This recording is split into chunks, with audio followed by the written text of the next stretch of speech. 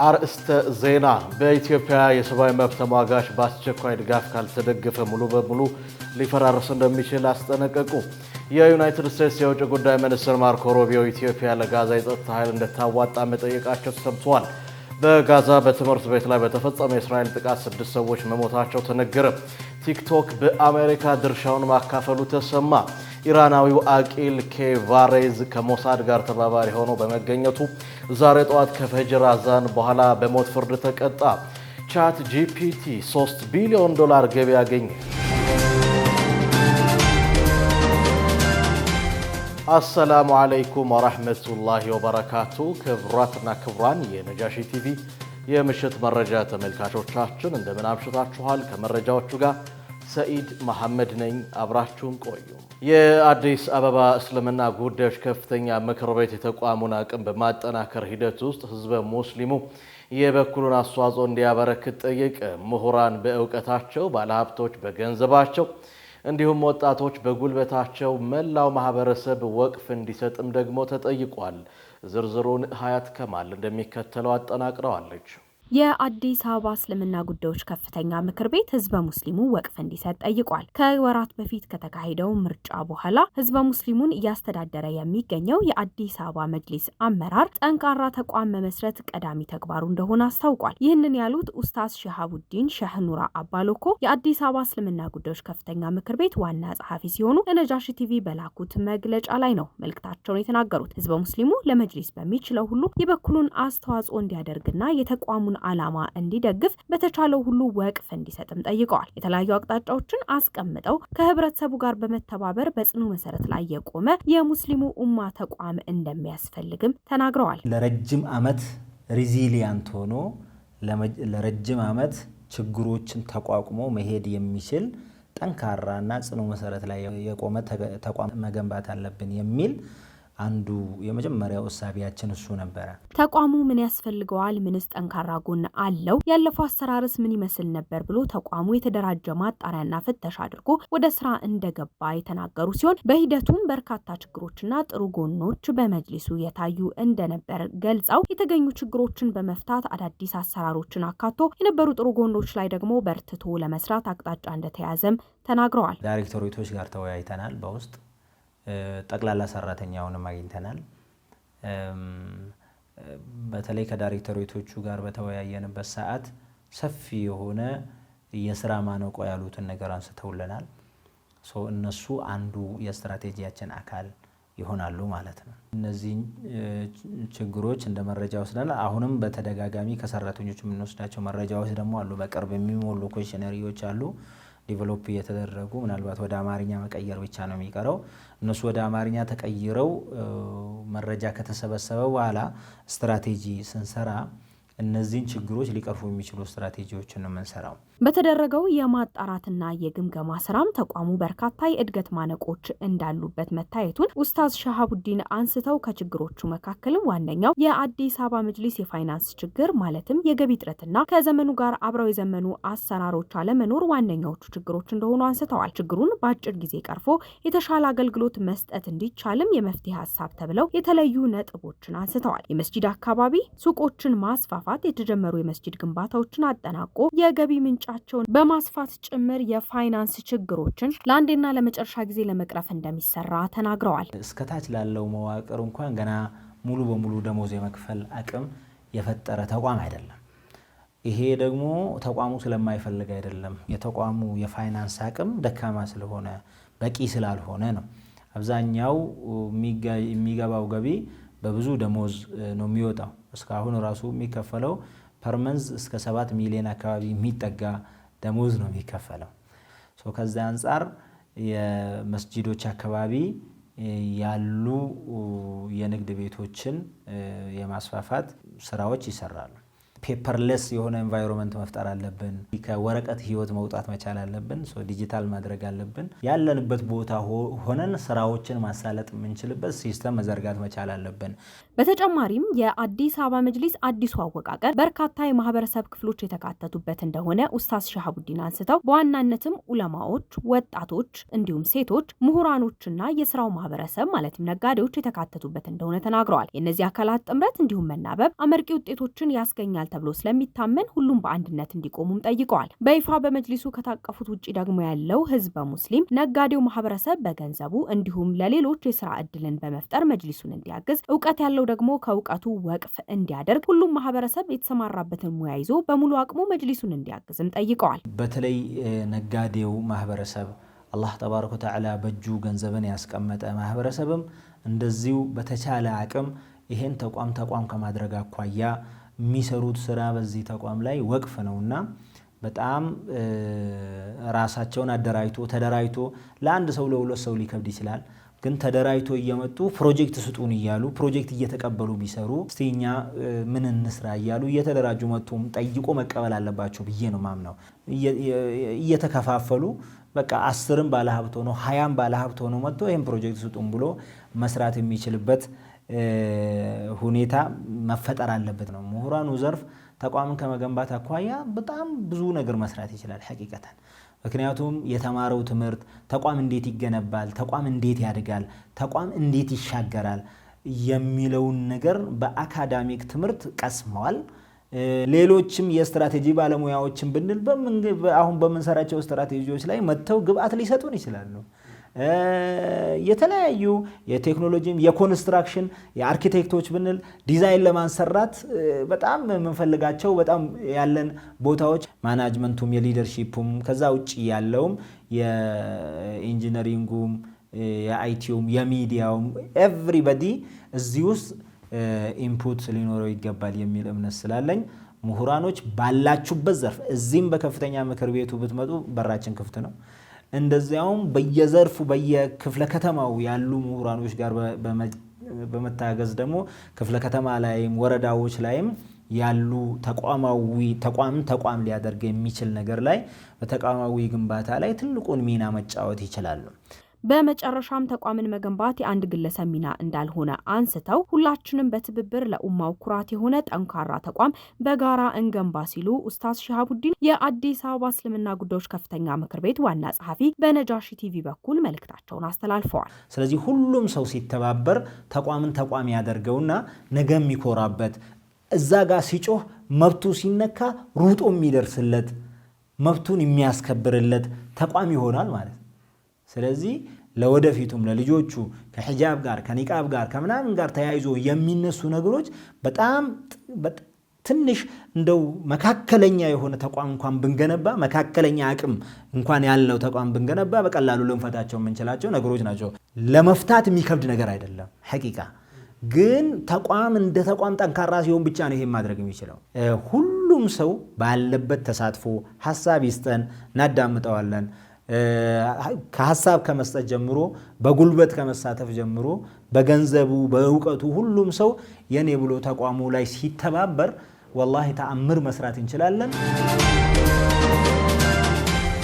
በቢላሉል ሐበሺ ከመጀመሪያው ሂጅራ አንስቶ ያለው ታሪካችን ይታያል ሲሉ ምክትል ጠቅላይ ሚኒስትር ተመስገን ጥሩነህ ተናገሩ። ይህ የተባለው ምክትል ጠቅላይ ሚኒስትር ተመስገን ጥሩነህ በትላንትናው ዕለት መካኒሳ አካባቢ የሚገኘውን የቢላሉል ሐበሺ በጎበኙበት ዕለት ነው። በዚህም ተቋሙ የኢትዮጵያ ታሪክ አካል የሆነውን የኢትዮጵያን እስልምና ጉዞ ከመነሻ እስካሁን የሚያሳይ ሙዚየም አደራጅቷል ብለዋል። በሀገራችን የእስልምና ታሪካችንን የሚዘክሩ ሙዚየሞች በጣት የሚቆጠሩ በመሆናቸው ይህ ሙዚየም ታላቅ ዋጋ ያለው ነው ሲሉ መልእክታቸውን አጋርተዋል። በዚህ ሙዚየም ውስጥ ከመጀመሪያው ሂጅራ አንስቶ ያለው ታሪካችን ይታያል።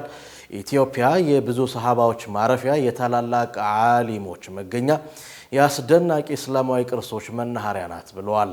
ይህን ተቋም በማገዝ ታሪካችንን እንድንጠብቅና ወጣቶቻችንን እንድናበቃ ሲሉ ጥሪ አቅርበዋል። በኢትዮጵያ የሚገኙ የሰብአዊ መብት ተሟጋች ድርጅቶችና መንግስታዊ ተቋማት ለስደተኞች የሚቀርበው እርዳታ በአስቸኳይ የገንዘብ ድጋፍ ካልተደገፈ መርሃ ግብሩ ሙሉ በሙሉ ሊፈራርስ እንደሚችል አስጠነቀቁ።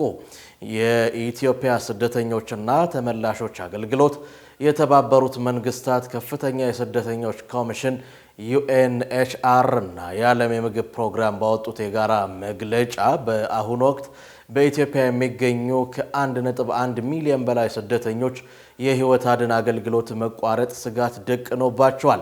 በአፍሪካ ሁለተኛዋ ከፍተኛ ቁጥር ያላቸውን ስደተኞች መስታስተናግድ ሀገር የሆነችው ኢትዮጵያ በሱዳንና በደቡብ ሱዳን ባለው ግጭት እንዲሁም በሶማሊያ ባለው ድርቅ ምክንያት ከፍተኛ የስደተኞች ፍሰት እያስተናገደች ትገኛለች። ይሁን እንጂ በገንዘብ እጥረት ምክንያት የረድኤት ድርጅቶች በ2025 እንደ አውሮፓውያን አቆጣጠር የሚያቀርቡትን የአደጋ ጊዜ አቅርቦት በ70% ለመቀነስ ተገደዋል። ድርጅቶቹ ለሚቀጥሉት 6 ወራት ስራቸውን ለማስቀጠል $90 ሚሊዮን በአስቸኳይ እንደሚፈልጉ ገልጸዋል። የዓለም የምግብ ፕሮግራም ለ78,000 ስደተኞች የሚሰጠውን ምግብ ከመደበኛው በ60% በመቀነስ በቀን ከ1000 ካሎሪ በታች እንዲያገኙ ለማድረግ ተገዷል። የዩናይትድ ስቴትስ የውጭ ጉዳይ ሚኒስትር ማርኮ ሩቢዮ ኢትዮጵያ ለጋዛ የጸጥታ ኃይል እንድታዋጣ መጠየቃቸው ተሰምቷል። ማርኮ ሩቢዮ በዚህ ሳምንት መጀመሪያ ላይ ከኢትዮጵያ ጠቅላይ ሚኒስትር አብይ አህመድ የተወያዩ ሲሆን ኢትዮጵያ ለጋዛ ዓለም አቀፍ የጸጥታ ኃይል ወታደሮቿን እንድታዋጣ መጠየቃቸውን ጉዳዩን የሚያውቁ 2 የምዕራባውያን ዲፕሎማቶችን ጠቅሶ ዘ ታይም ኦፍ እስራኤል ዘግቧል። በጋዛ በትምህርት ቤት ላይ በተፈጸመ የእስራኤል ጥቃት 6 ሰዎች መሞታቸው ተነገረ። የቅርብ ጊዜውን የተኩስ አቁም ስምምነት በመጣስ እስራኤል 6 ፍልስጤማውያን በጋዛ ወደ ትምህርት ቤት በተቀየረ መጠለያ ላይ ባደረሰችው ጥቃት መግደሏ ተዘግቧል።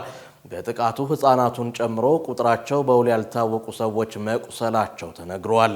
ጥቃቱ የደረሰው በምስራቅ ጋዛ ከተማ ቱፋህ ሰፈር በሚገኘው ትምህርት ቤት ላይ ነው ተብሏል። የአሜሪካው ልዩ መልእክተኛ ስቲቭ ዊትኮቭ በጋዛ የተኩስ አቁም ስምምነት ላይ በሚቀጥለው ምዕራፍ ላይ ለመወያየት የኳታር፣ ግብፅና ቱርኪ ከፍተኛ ባለስልጣናትን በማያሚ ፍሎሪዳ ያስተናግዳሉ።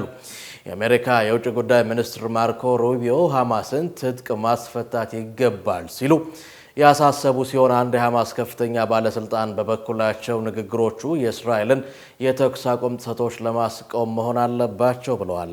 በጋዛ ሰርጥ የረሃብ መስፋፋትን መግታት ቢቻልም መላው የፍልስጤም ግዛት ግን አሁንም በረሃብ እየተፈተነ መሆኑን የዓለም የምግብ ቀውሶች ዋና ባለስልጣን አስታውቋል።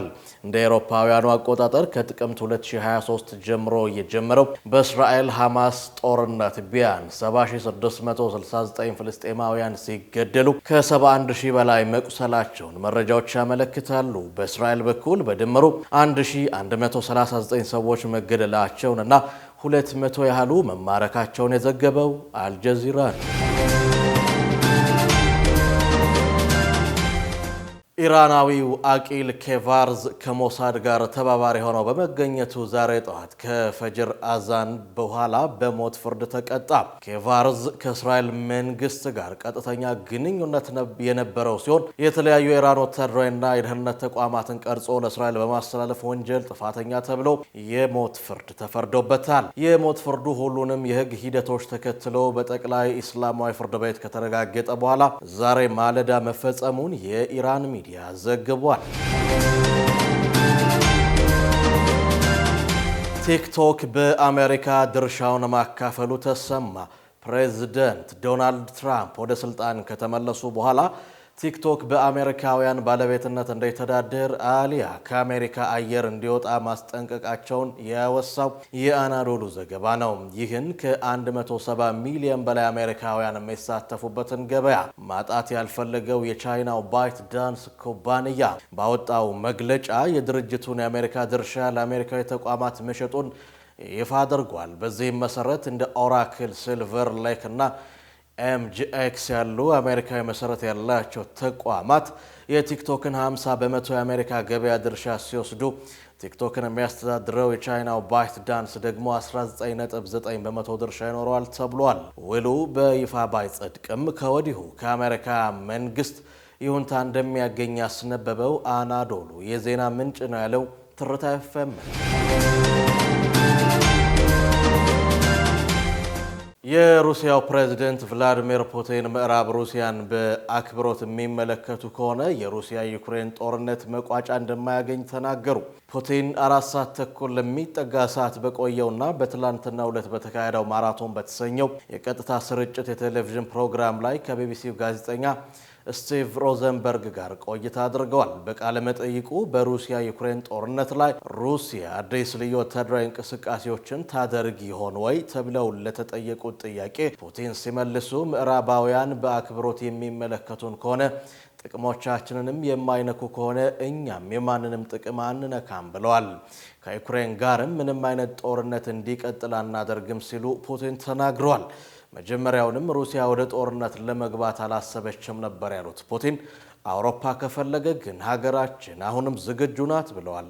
ፑቲን አያይዘውም ከምዕራባውያን ጋር በዩክሬን ጉዳይ መጎረባበጥ ውስጥ ማንገባ ከሆነ አዲስ ልዩ ወታደራዊ እርምጃዎችን በዩክሬን ላይ አናደርግም ሲሉ አረጋግጠዋል። የሩሲያ መንግስት ቴሌቪዥን እንደዘገበው ለፑቲን ከ3 ሚሊዮን በላይ ጥያቄዎች ቀርቦላቸዋል ሲል የዘገበው ቢቢሲ ነው።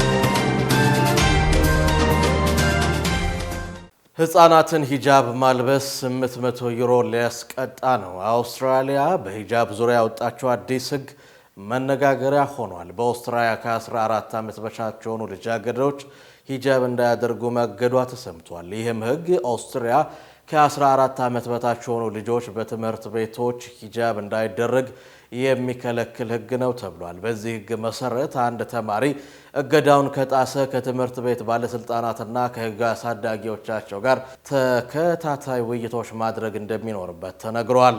ተደጋጋሚ ህግ ጥሰት ከተፈጠረ ደግሞ ቤተሰቦች ወይም አሳዳጊዎች እስከ 800 ዩሮ ወይም እስከ 700 ፓውንድ የገንዘብ መቀጮ ይጣልባቸዋል ተብሏል። የአውስትራሊያ መንግስት ይህ አዲሱ ህግ እድሜያቸው ያልደረሱ ልጆችን ለመጠበቅ ነው ቢልም ይሁንና በርካታ ቅሬታዎችን እያስነሳ ይገኛል። በዚህም የሰብአዊ መብቶች ቡድን አምነስቲ 12000 የሚያህሉ ልጃገረዶችን የሚነካ እገዳ ነው በማለት ተችቶታል። ቻት ጂፒቲ $3 ቢሊዮን ገቢ ያገኘው አለ። የሞባይል መተግበሪያ መረጃዎችን የሚመረምረው ኦፕ ፊገርስ እንዳስታወቀው ቻት ጂፒቲ በዚህ ሳምንት በሞባይል መተግበሪያው አማካኝነት ከደንበኞቹ ያገኘው ገቢ $3 ቢሊዮን ደርሷል። ይህ አሃዝ መተግበሪያው እንደ አውሮፓውያን አቆጣጠር በግንቦት 2023 ስራ ከጀመረበት ጊዜ አንስቶ በአይኦኤስ እና በአንድሮይድ ስልኮች ላይ የተመዘገበ አጠቃላይ ገቢ ነው። ታዋቂውን የሰው ሰራሽ አስተውሎት ኤአይ መተግበሪያ ልዩ የሚያደርገው አብዛኛው ገቢ የተገኘው በዚህ በ2025 የፈረንጆቹ ዓመት መሆኑ ነው። በዘንድሮ ዓመት ብቻ ተጠቃሚዎች በመተግበሪያው ላይ $2.48 ቢሊዮን ያወጡ ሲሆን ይህም ከ2024 ዓመታዊ ገቢ ጋር ሲነጻጸር የ408 እድገት አሳይቷል።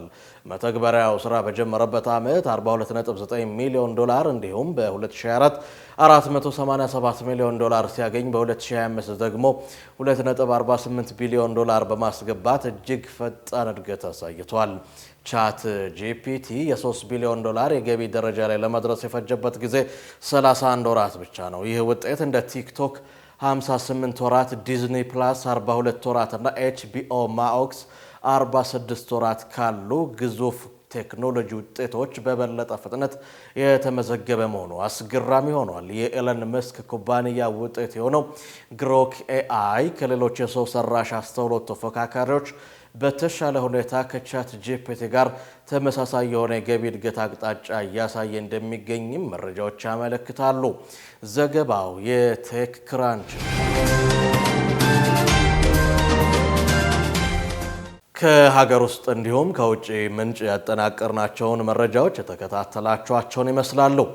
አሁን ደግሞ ዕለታዊ የተመራረጡ የቢዝነስ መረጃዎቻችንን እናደርሳችኋለን።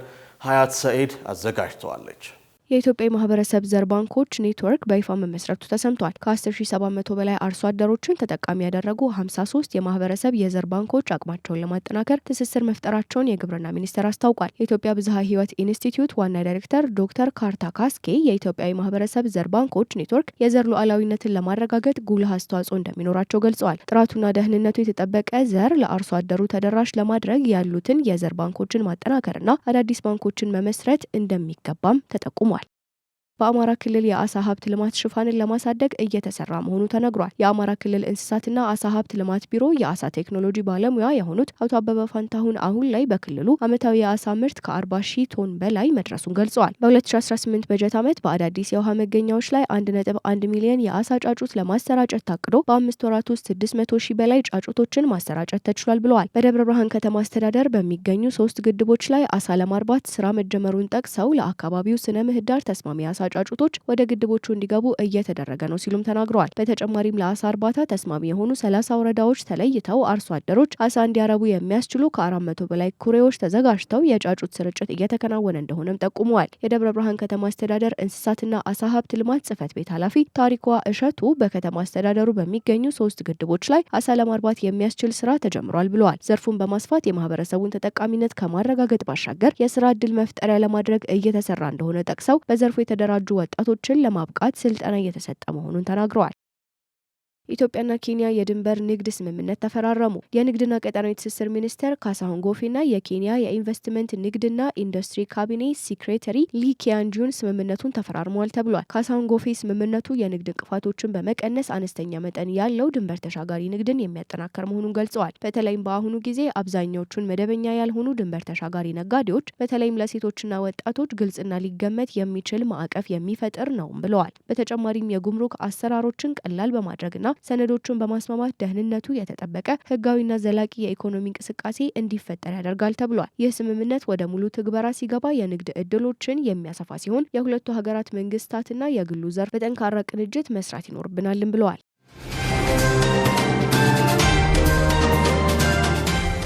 በስተመጨረሻ ወደ ድንቃ ድንቅ መረጃዎቻችን አመራን። ኢማን መሐመድ አዘጋጅታልናለች። በዛሬው የድንቃ ድንቅ መሰናዷችን ጎግል በጆሮ ማዳመጫ አማካኝነት ቋንቋዎችን የሚተረጉሙ መተግበሪያ ይፋ አድርጓል። በጆሮ ማዳመጫ አማካኝነት የተለያዩ ሀገራት ቋንቋዎችን የሚተረጉመው የጎግል መተግበሪያ ለሙከራ ይፋ ሆኗል። ኩባንያው ከትርጉም እስከ ቋንቋ ነክ አገልግሎቶች ጋር ተያይዞ መተግበሪያው ላይ ማሻሻያ አድርጓል። በመተግበሪያው ላይ የተካተተው ማሻሻያ የተናጋሪውን የንግግር ቅድመ ተከተልና የድምጽ ቃና በመጠበቅ ለአድማጭ እንዲተረጎም ተደርጎ የበለጸገ ነው። ይህም በየትኛውም ቦታ ሆኖ በተለያዩ ቋንቋዎች እየተደረገ ያሉ ንግግሮች፣ ትዕይንቶች፣ ፊልሞችና ሌሎች ይዘቶችን ለመረዳት መተግበሪያውን ማስጀመርና የጆሮ ማዳመጫ በመጠቀም በቂ ነው ተብሏል። ለሙከራ ይፋ በተደረገው መተግበሪያ የ70 ሀገራት ቋንቋ የሚተረጉም ሲሆን በዋናኝነት እንደ አሜሪካ፣ ሜክሲኮ፣ ህንድ ባሉ ሀገራት ላይ እየተሞከረ መሆኑ ተነግሯል። የጉግል ኩባንያ እንደ አውሮፓውያን አቆጣጠር በ2010 የቋንቋ መተግበሪያውን ይፋ ካደረገ ጀምሮ በርካታ የማበልጸግ ስራዎችን መስራቱ የሚታወቅ ነው። ሌላኛው መረጃችን በምስራቅ ቻይና በምትገኘው ሃርቢን ግዛት ውስጥ የሚገኝ ሃርቢን አይስ ፓርክ የተሰኘ ግዙፍ የበረዶ ፓርክ በይፋ ተከፍቷል። በዓለም ላይ ካሉ ትልልቅ የበረዶ ፓርኮች አንዱ የሆነው ሃርቢን አይስ ፓርክ በቻይና የክረምት መግባትን ተከትሎ የሚገነባ ሲሆን በታህሳስ ወር ተከፍቶ እስከ የካቲት ድረስ የሚዘልቅ ውብ የቱሪስት መስህብ ነው። ዘንድሮ የተከፈተው ፓርክ 1.2 ሚሊዮን ካሬ ስፋት ያለው ሲሆን ከ400,000 ኪሎ ሜትር በላይ በረዶም ተጠቅሟል። ሬዎች እንዲሁም በህብረ ቀለም መብራቶች ያሸበረቁ ማማዎች የፓርኩ መገለጫዎች ናቸው። ፓርኩ የቻይናን የቱሪስት ኢንዱስትሪ በክረምት ወር ይበልጥ የሚያነቃቃ ሲሆን ከባድ በሆነ ክረምት ይህንን አስደሳች ቦታ ለማየት ከተለያዩ የዓለማችን ክፍሎች በሚሊዮን የሚቆጠሩ ቱሪስቶች ቻይናን መዳረሻ ያደርጋሉ። ይህ የበረዶ ከተማ በቻይና ካሉ የክረምት ባህል ተሞክሮች አንዱ ሲሆን ቦታው ጥበብን፣ አርኪቴክቸርንና የኤሌክትሪክ መብራቶችን በማዋሃድ ተፈጥሮን ውብ በሆነ ሁኔታ የሚገልጽ ነው ተብሏል። ክቡራትና ክቡራን የነጃሺ ቲቪ የምሽት መረጃ ተመልካቾቻችን የዕለቱን የምሽት መረጃ በዚሁ አገባደድን። ከቀሪ የነጃሺ ቲቪ የምሽት መሰናዶ ጋር መልካም ምሽት።